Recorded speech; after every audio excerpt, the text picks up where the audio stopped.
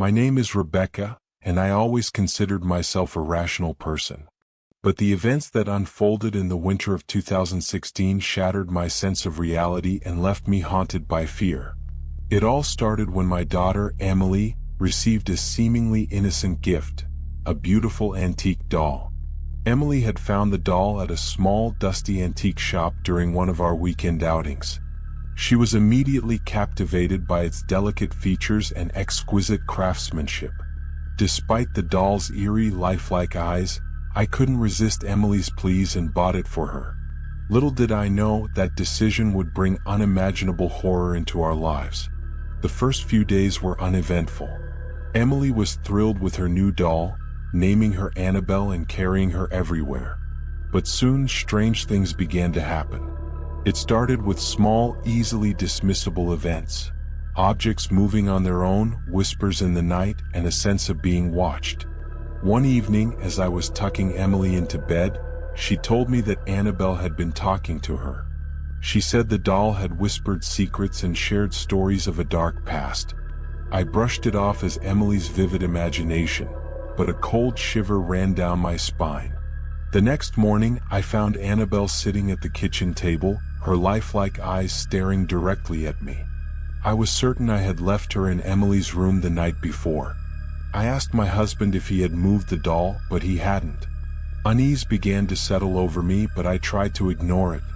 As the days passed, the strange occurrences intensified.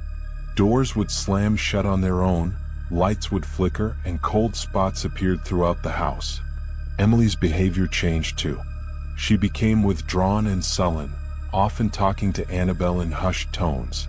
She claimed the doll was her only friend and would get upset whenever we tried to separate them.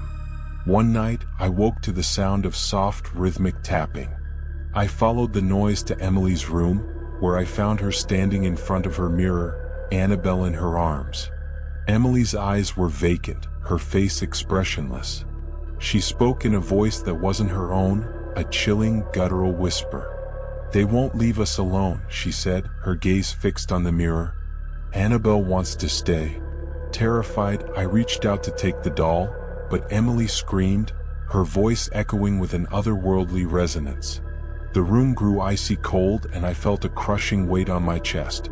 Desperate, I called out to my husband, who rushed in and pulled Emily away from the mirror. We decided it was time to get rid of the doll. We took Annabelle to the backyard and buried her, hoping that would put an end to the nightmare.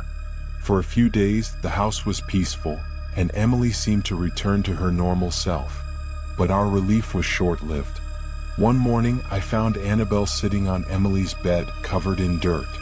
My heart raced as I realized the doll had returned. Emily claimed she had heard Annabelle calling to her in the night, begging to be let back in. The terror in her eyes was unmistakable. We sought help from a local priest who performed a blessing on our home. He told us that the doll was a conduit for a malevolent spirit, drawn to Emily's innocence. He took Annabelle with him, promising to cleanse it and keep it away from us. The house felt lighter after that, and the strange occurrences ceased. But the memory of those weeks still haunts me.